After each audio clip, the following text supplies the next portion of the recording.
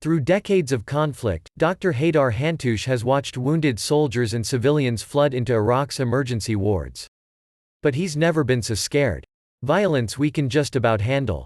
Patients stream into hospitals for hours at a time, but you can see how many there are. You get a lull to prepare for the next round, said Hantoush, public health director for Southern Province Dhaka. With coronavirus, there's no safe place. We don't know when the number of cases will explode. Even the world's best healthcare systems can't cope. Doctors and nurses across Iraq have treated hundreds of thousands of victims during decades of civil war, violence and sanctions, while watching what was once one of the best healthcare systems in the Middle East crumble.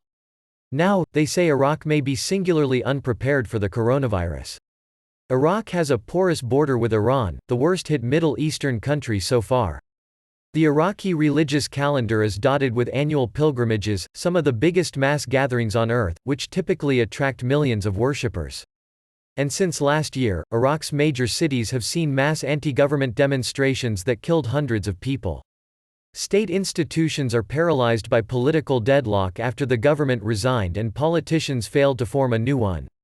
So far, Iraq has counted more than 450 coronavirus cases and 40 deaths, most of them in the past week.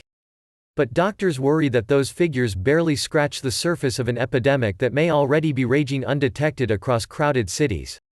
There are many unrecorded cases. People aren't getting tested or taking it seriously, Hantoush said. Loudspeakers on mosques in Baghdad blast out government guidelines daily urging people to stay at home and get tested if they think they are ill. A curfew is in place until April 11. Borders are shut and international flights halted. But getting the message across is difficult in a country with deep distrust of the authorities. Tribes have sometimes refused to allow women with symptoms to be isolated because they do not want them to be alone in hospitals, Hantoush said.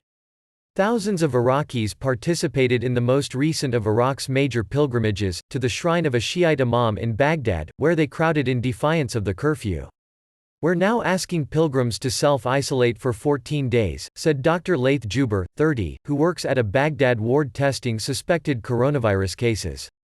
The hospital had 3 deaths from the virus in the last week, he said, and several staff tested positive.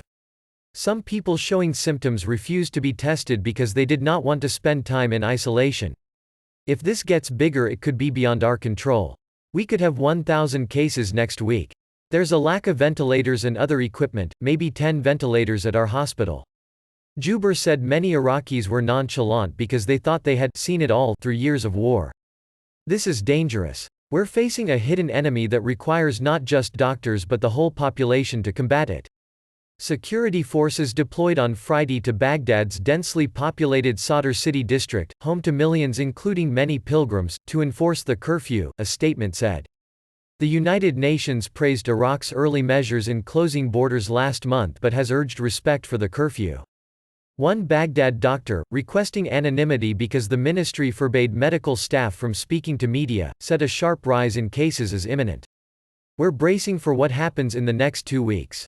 And we can't cope, he said.